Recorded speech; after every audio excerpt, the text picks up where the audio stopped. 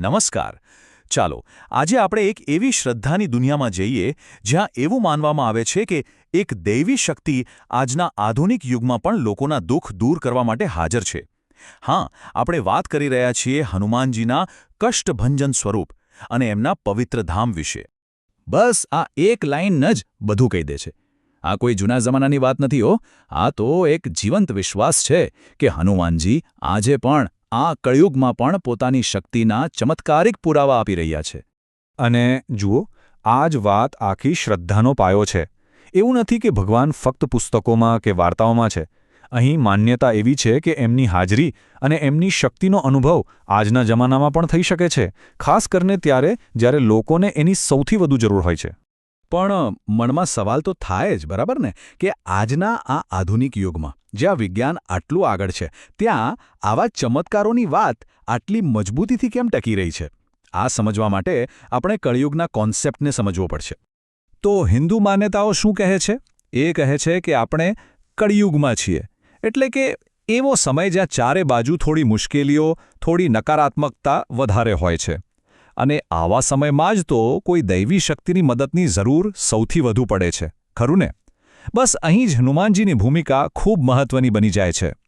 તો પછી સવાલ એ છે કે આ કળિયુગની બધી તકલીફોમાંથી રસ્તો કોણ બતાવે છે? દુઃખોનો નાશ કોણ કરે છે? અહીં જ વાત આવે છે હનુમાનજીના એક ખાસ સ્વરૂપની, જેમને ભક્તો દુઃખોના વિનાશક તરીકે પૂજે છે.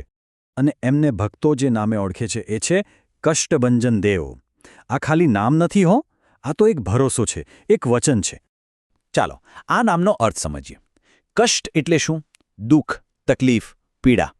અને ભંજન એટલે એનો નાશ કરનાર. તો સીધો સાદો અર્થ થયો દુઃખોનો નાશ કરનાર દેવ. મતલબ એમની ઓળખ જ ભક્તોની પીડા દૂર કરવાની છે. પણ કયા દુઃખો? મતલબ લોકો કેવી કેવી સમસ્યાઓ લઈને કષ્ટભંજન દાદા પાસે જતા હશે? જુઓ, માન્યતા એવી છે કે એમની શક્તિઓ દરેક પ્રકારની મુશ્કેલીઓ પર કામ કરે છે.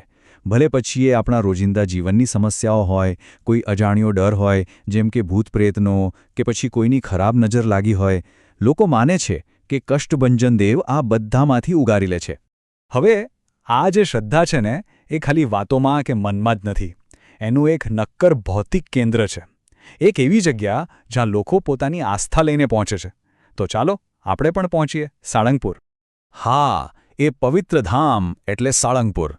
અહીં જ કષ્ટભંજન દેવનું એ ભવ્ય મંદિર આવેલું છે, જે હજારો લોકો માટે ખાલી મંદિર નથી, પણ એક આશાનું કિરણ છે, એક સમાધાનનું કેન્દ્ર છે. અને આપણે વાત કરીએ છીએ એક બે લોકોની નહીં, પણ હજારોની. રોજ હજારોની સંખ્યામાં શ્રદ્ધાળુઓ અહીં આવે છે પોતાની તકલીફોના નિવારણ માટે. આટલી મોટી સંખ્યા જ બતાવે છે કે લોકોનો વિશ્વાસ કેટલો અતૂટ છે. તો આ બધી વાતોનો, આ ચમત્કારો અને હજારો લોકોની આસ્થાનો, આ બધાનો સાર શું છે? એનો જવાબ એકદમ સરળ અને શક્તિશાળી વાક્યમાં છે. વિચારો કે આટલા બધા જુદા જુદા લોકોને કઈ એક વાત છે જે અહીં એક સાથે જોડે છે? એવી કઈ માન્યતા છે જે બધાને અહીં ખેંચી લાવે છે? એ માન્યતા આ 3 શબ્દોમાં સમાયેલી છે. આ ખાલી એક વાક્ય નથી, પણ ભક્તો માટે એમનો અનુભવ, એમનો અતૂટ વિશ્વાસ છે. અને આ જ તો આખી વાતનો નિચોડ છે. ભક્તો માટે કષ્ટભંજન દેવની શક્તિ કોઈ કલ્પના નથી, પણ એક જીવંત હકીકત છે. બસ આ એક નાનકડા વાક્યમાં એમની આખી શ્રદ્ધાનો સાર આવી જાય છે. આ બધું જાણ્યા પછી અંતે એક મોટો સવાલ મનમાં જરૂર આવે છે કે આજના વિજ્ઞાનના યુગમાં જ્યાં આપણી પાસે લગભગ દરેક સવાલના તાર્કિક જવાબો છે, ત્યાં માણસના દુઃખ દૂર કરવામાં આવી ચમત્કારિક શ્રદ્ધા શું ભૂમિકા ભજવે છે? આ એક વિચારવા જેવો પ્રશ્ન છે, ખરું ને?